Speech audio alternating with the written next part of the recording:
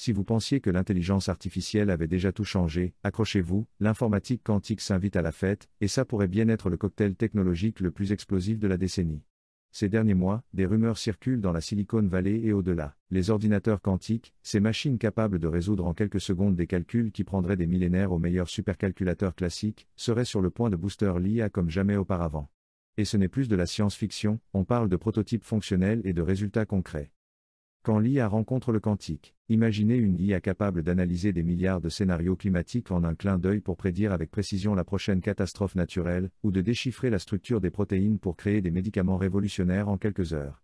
C'est ce que promet l'alliance de l'informatique quantique et de l'intelligence artificielle.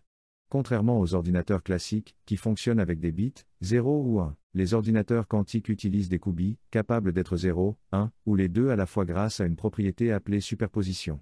Ajoutez l'intrication quantique, et vous obtenez une puissance de calcul exponentielle.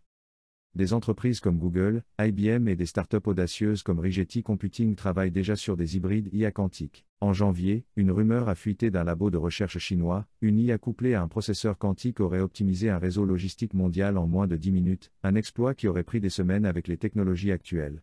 Si c'est vrai, on tient peut-être le premier aperçu d'un tsunami technologique. Le timing n'est pas un hasard. En 2025, les investissements dans le quantique atteignent des sommets, plus de 30 milliards de dollars selon les analystes de Quantum Insider. Les gouvernements, eux, entrent dans la danse. L'Union européenne a annoncé un fonds de 2 milliards d'euros pour rester dans la course face aux États-Unis et à la Chine. Et puis, il y a les démos. Lors d'une conférence à San Francisco la semaine dernière, une équipe d'IBM a présenté un algorithme quantique qui accélère l'apprentissage des modèles d'IA de 300%. Les vidéos de l'événement tournent en boucle sur les réseaux sociaux, avec des commentaires oscillant entre l'émerveillement et l'inquiétude, les promesses et les dangers. Les applications potentielles sont vertigineuses.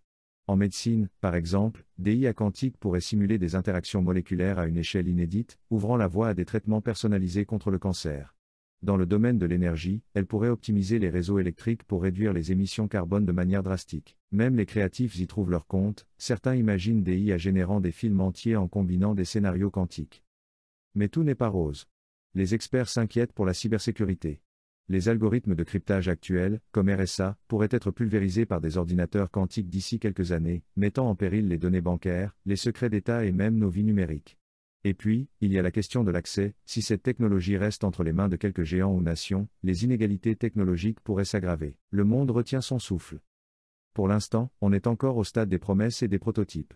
Mais 2025 pourrait bien être l'année où tout bascule. Des insiders prédisent une annonce majeure avant l'été, peut-être de Google, qui reste étrangement silencieux, ou d'une start-up qui veut voler la vedette. En attendant, les spéculations vont bon train, et le public s'enflamme. Sur les réseaux, les hashtags #Quantumay et #FuturesNow grimpent en flèche, portés par des vidéos explicatives et des débats enflammés. Alors, révolution ou buzz éphémère ? Une chose est sûre, l'informatique quantique et l'IA forment un duo qui ne laisse personne indifférent. Et si c'est vraiment le début d'une nouvelle ère, on pourra dire qu'on y était, en février 2025, quand tout a commencé à changer.